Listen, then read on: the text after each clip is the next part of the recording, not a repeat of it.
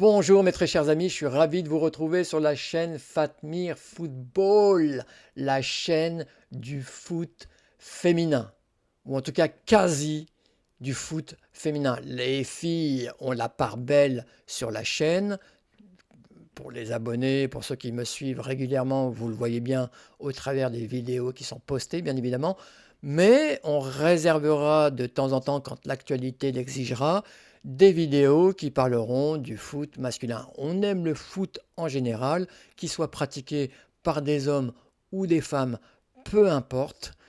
On veut parler de football. Alors les filles, oui, parce qu'elles ont besoin qu'on communique sur elles, elles ont besoin d'espace médiatique. L'idée de la chaîne, c'est aussi de porter ce foot féminin très haut. Donc rien ne se fera sans ton concours, sans ton soutien, bien évidemment. Donc si tu aimes un tant soit peu le foot pratiqué par les femmes, c'est le moment d'agir. Mets-moi des pouces, plutôt en haut, hein, ça serait sympa. Mets-moi des commentaires, c'est toujours plaisant de vous lire, vraiment, de savoir ce que vous ressentez au travers de mes vidéos, savoir si il y a des sujets que vous souhaitez que j'aborde. Soyez participatifs, je vous écouterai. Croyez bien que tout ce que vous pourrez dire ou écrire, j'en tiendrai compte, bien évidemment. C'est très important pour la chaîne, voilà, qu'il y ait une forme d'interactivité avec les personnes qui voient mes vidéos. Parce que c'est vrai qu'aujourd'hui, j'ai 76 abonnés, j'en suis très heureux. La chaîne existe depuis quelques mois, donc je suis très heureux, mais je pense qu'on peut aller encore plus vite, plus loin, et qu'on puisse être propulsé vraiment dans l'algorithme YouTube pour être proposé au plus grand nombre.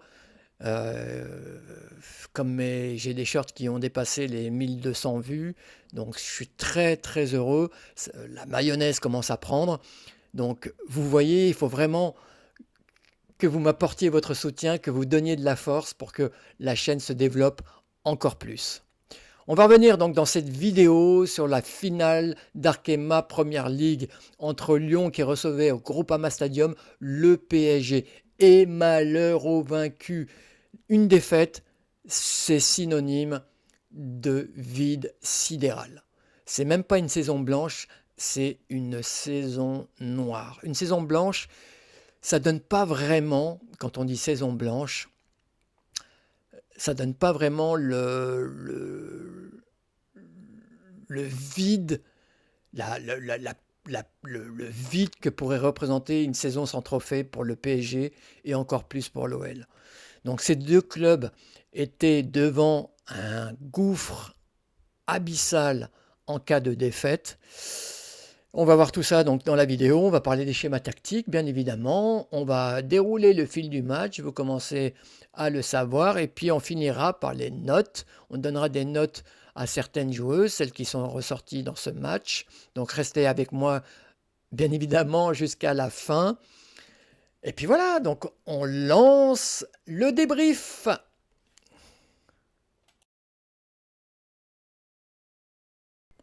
Alors concernant ce match qui constitue l'épilogue de la saison 2024-2025, le dernier match non officiel, mais tout le monde le sait, de Gio Montemuro sur le banc de l'OL, étant entendu qu'il a répondu favorablement aux sirènes australiennes pour reprendre donc la sélection des kangourous.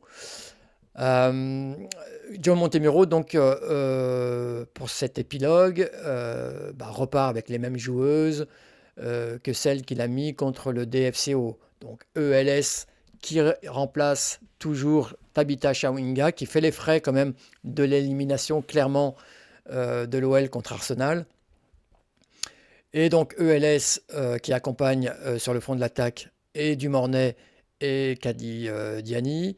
Milieu de terrain donc constitué de Van de Donk, Lindsay Ips Oran et Damary Segurola, donc la métronome de l'équipe devant la défense. Et enfin une défense à 4, Selma Bacha côté gauche. Dans l'axe défensif, Wendy Renard, Vanessa Gilles. Vanessa Gilles, dont c'est le dernier match. Comme ELS, en fait, il va y avoir une vraie saignée de cette équipe de l'OL durant le mercato, enfin l'intersaison estivale. On en reparlera dans le bilan du club de l'OL. Bien sûr, je vais faire des vidéos récapitulatives de bilan des clubs de l'OL et du PSG, bien évidemment. Et puis on fera un bilan aussi un peu plus général sur le championnat de France. Donc, et côté droit, excusez-moi, donc pour compléter cette ligne défensive à plat, donc Ellie Carpenter, l'internationale australienne. Côté Paulo César, eh ben, il était plutôt audacieux, je trouve. Il a transformé son 3-5-2 en 3-4-3. Moi, c'est un schéma que j'aime beaucoup. J'aurais aimé que Joe Montemurro, par exemple, l'utilise un peu plus souvent durant cette saison. Il en a été tout autre, malheureusement. C'est vrai que c'est un schéma risqué, puisque l'équipe a tendance, en 3-4-3, à basculer un peu plus sur l'offensive.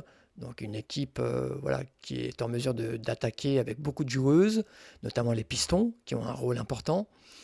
Mais c'est une équipe qui offre aussi énormément de déséquilibres. On le verra durant le déroulé du match. Il y a eu des déséquilibres. Alors l'OL n'en a pas profité pleinement, malheureusement aussi. Ça c'est notable et on en parlera.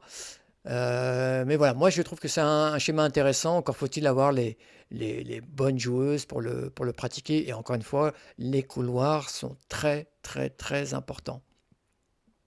Voilà ce qu'on pouvait dire sur les schémas tactiques.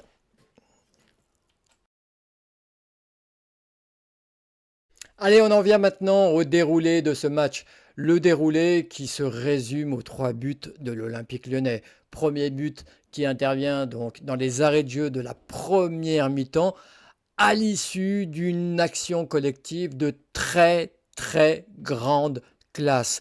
On aurait aimé voir ça plus souvent du côté des fenotes cette année.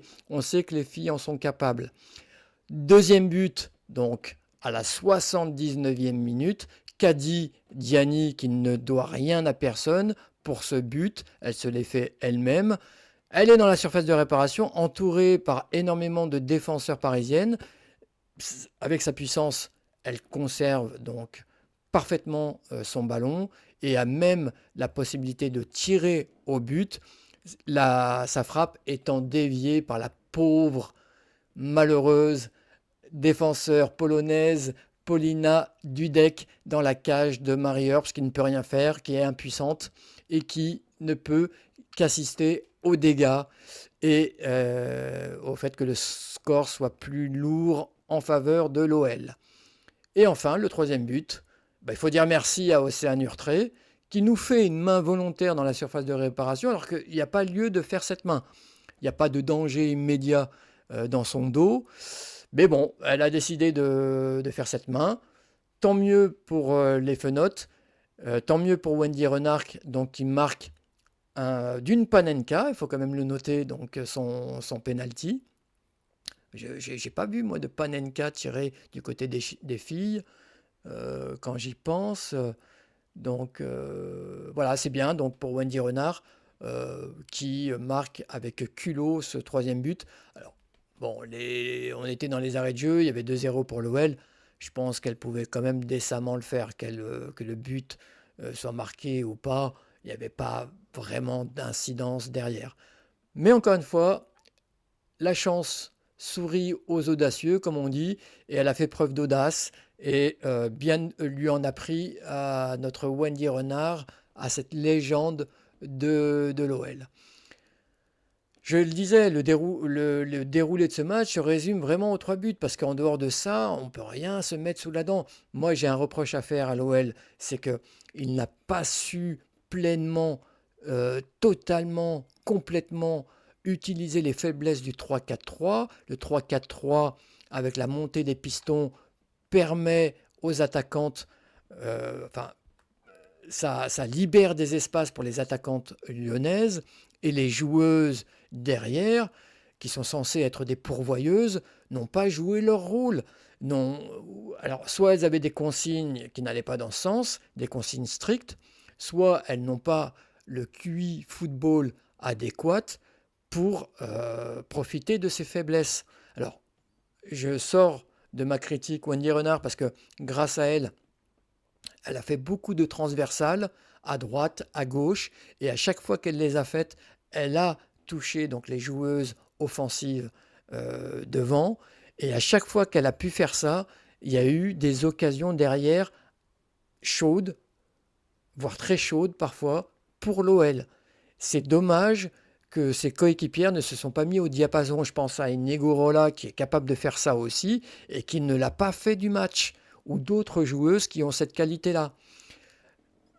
Ips l'a fait en tout début de match avec cette passe verticale pour Diani à la 4e minute qui a permis à Diani de se retrouver seule face à Marie Earps dans un face-à-face, certes qu'elle a perdu, mais ça montrait quand même par quoi il fallait passer pour faire très mal à cette équipe de Paris. Eh ben non, on est plutôt tombé dans une bataille du milieu, une bataille tactique où l'enjeu a pris le pas sur le jeu. Il suffit de voir le niveau technique déployé par les deux équipes tout au long de la première mi-temps pour s'en convaincre. Et c'est bien dommage. C'est vraiment dommage. Et puis il y a eu ces 10 minutes de reprise où là on est tombé dans du aura football. C'était du tout et du n'importe quoi de la part des deux équipes. Euh, et voilà quoi. Et puis encore ce déchet technique qui a été présent tout au long du match. Résultat des courses, le PSG, lui, n'a eu aucune occasion à se mettre sous la dent. Vous jouez en 3-4-3, un 3-4-3 qui vous déséquilibre vers l'avant, qui vous permet quand même d'être très dangereux devant, et ben le PSG a trouvé les moyens de ne pas être dangereux aux avant-postes. Et l'OL, lui, a trouvé le moyen de ne pas profiter des faiblesses de ce 3-4-3.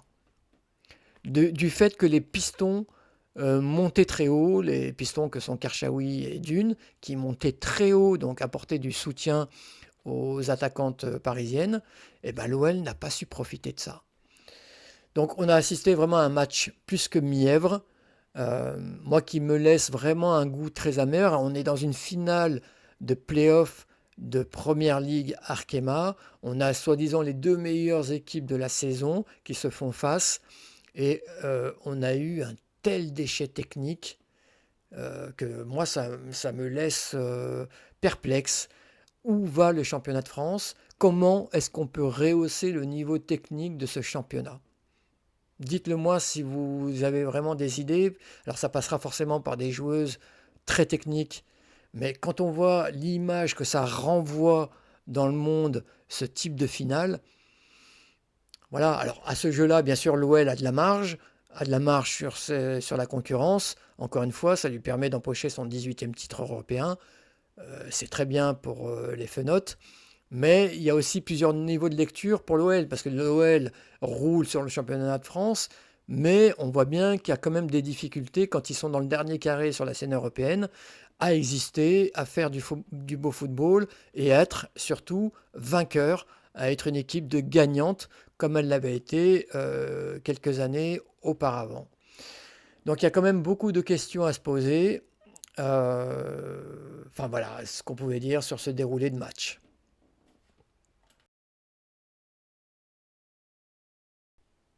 Avant de parler des notes, on va quand même, là, vite fait, revenir sur ce que j'avais dit sur le décompte des trophées, notamment de champion de France pour l'OL. Je trouve ça incongru, incohérent qu'on ne compte pas donc, dans ce palmarès les trophées enregistrés par le FC Lyon. Je crois qu'il y en a 4 ou 5. Lyon a été dominateur dans les années 90 notamment, avec le président Paul Piémontez, qui a été aussi président d'honneur de la section féminine de l'OL, quand le FC Lyon a été absorbé par la section féminine de l'OL. J'en ai parlé et reparlé, je trouve ça anormal. Dites-moi ce que vous en pensez, vous, parce que c'est vrai que peut-être que on devrait compter que les titres glanés par la section féminine de l'OL et que le FC Lyon, c'était le FC Lyon. Pour moi, c'est pas logique, parce que l'OL a quand même démarré dès son début d'aventure en D1 féminine parce que il avait absorbé donc le FC Lyon. Sinon, il aurait démarré aux étages inférieurs, comme beaucoup d'autres sections féminines, d'autres clubs professionnels qui sont passés par ça. Donc, Lyon s'est évité ce chemin de croix en absorbant donc le FC Lyon, qui était un club établi de Division 1. Donc normalement, on devrait avoir aussi dans le palmarès les trophées donc, du FC Lyon féminin.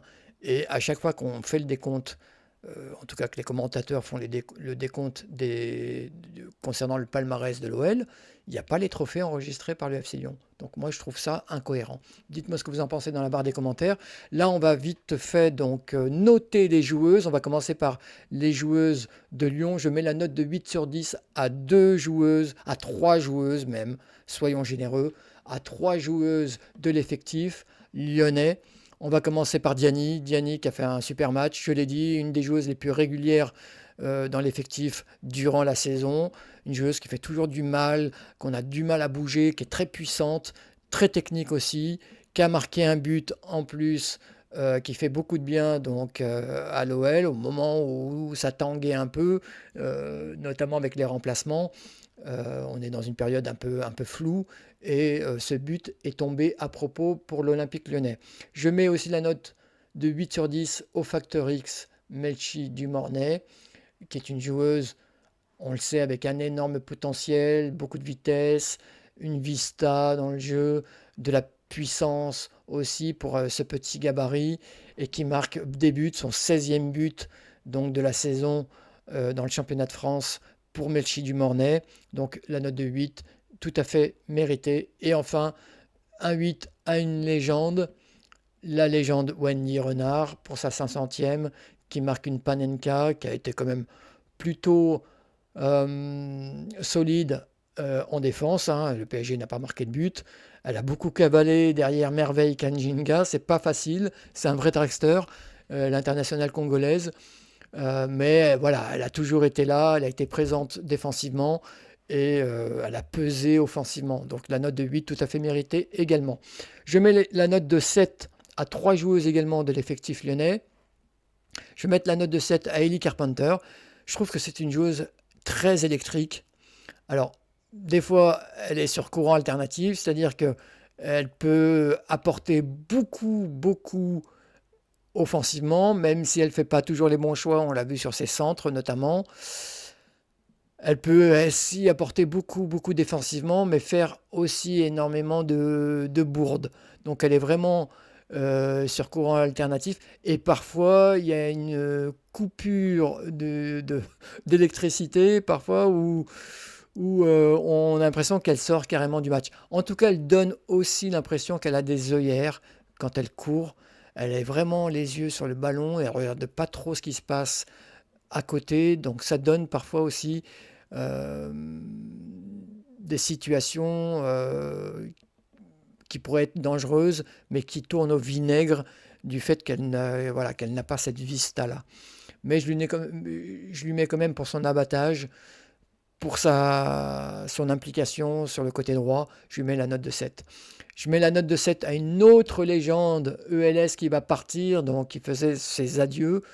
La note de 7, voilà, elle a proposé, elle est venue quand même essayer de participer au jeu, tant bien que mal. Elle a essayé quand même voilà, de participer à la construction du jeu. Elle a même eu à un moment la possibilité de marquer un but, sur un but tout à fait eugénien, dans le pur style d'Eugénie Le Sommer, avec une reprise dans la surface de réparation. S'il n'y avait pas eu une forêt de jambes, c'était un ballon qui était cadré et que Marie Herbst aurait eu peut-être beaucoup de mal à repousser. C'est dommage qu'elle ne finisse pas sur un but. Mais bon, voilà, ELS qui finit quand même sur ce trophée de championne de France au moment de nous dire au revoir. Donc la note de 7 tout à fait méritée pour cette joueuse. Et enfin, Lindsay Ips-Oran. Voilà, je l'ai dit, qui a beaucoup couru. Je pense que c'est l'une des joueuses qui a le plus couru en milieu de terrain. À chaque fois qu'elle était un peu plus haut, elle a été très intéressante. Elle a fait des passes. Elle a fait une passe décisive. Rendez-vous compte, un brossé quand même de l'extérieur du pied dans la course de Melchi Dumornay, c'est pas donné à tout le monde. Elle est capable de faire ça. C'est une joueuse aussi qui est capable de marquer des buts. On le sait très bien, qui a une année très productive en termes de buts, de passes décisives. Donc, faut vraiment penser à la mettre un peu plus haut sur le terrain. Et enfin, je finis avec la note de 6 sur 10 pour Sarah Dabritz, qui va aussi nous quitter. Sarah Dabritz, qui a remplacé donc Van de Donk au bout de 20-25 minutes de jeu et qui a été totalement fantomatique. Moi, je ne l'ai pas beaucoup vu dans ce match, donc elle n'a pas beaucoup pesé, malheureusement, et je trouve qu'elle a eu un passage plutôt décevant à l'Olympique lyonnais. Pour le PSG, donc je vais mettre la note de 8 sur 10 sur Mbok, Impérial en défense, la meilleure des trois défenseurs et de loin. Donc elle a avorté beaucoup de contre-attaques lyonnais. Je me souviens de ce tacle dans la course de Melchi Dumornay qui partait quasiment seul défier Marie Herbst, donc la gardienne du PSG. Et sans cette intervention, je pense qu'il y aurait eu but dans ce face-à-face entre Melchi et Marie Herbst. Je mets la note de 6 à Guerreiro et Gronen, voilà, qui ont essayé quand même d'exister en milieu de terrain pour le PSG. Gronen qui est une joueuse qui joue, on dirait, un iceberg. Hein. C'est une joueuse qui, quelle que soit la configuration du match, joue toujours sur le même tempo. Bon, ça peut aussi rassurer l'ensemble de ses coéquipières. Hein. Une personne voilà, qui ne va pas s'affoler, qui ne va pas se précipiter, qui joue toujours sur le même tempo, encore une fois.